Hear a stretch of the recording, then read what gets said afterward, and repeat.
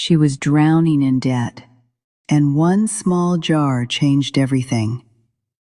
Imagine losing your husband, facing creditors, and being told they were coming to take your children as payment for your debt. That was the heartbreaking reality of a widow in the Bible. Desperate and out of options, she cried out to the prophet Elisha for help.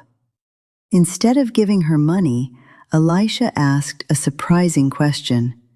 "What do you have in your house?" She answered, "Nothing, except a small jar of oil." It didn't seem like enough. But God doesn't need what seems like enough. He simply asks us to trust Him with what we already have. Elisha told her to borrow as many empty jars as she could from her neighbors. She obeyed. Then she began pouring the little oil she had. Something incredible happened. The oil kept flowing and flowing until every jar was completely full.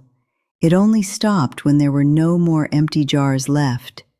She sold the oil, paid off every debt, and had enough left to provide for herself and her sons.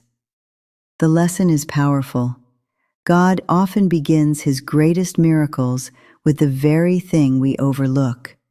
Your talent, your idea, your skill, your faith, or even your last little resource may be the seed for your breakthrough. When you faithfully steward what God has already placed in your hands, He can multiply it beyond what you ever imagined. Before you keep scrolling, ask yourself this question: what is the small jar of oil in your life that you've been overlooking? It may be the very thing God is ready to multiply.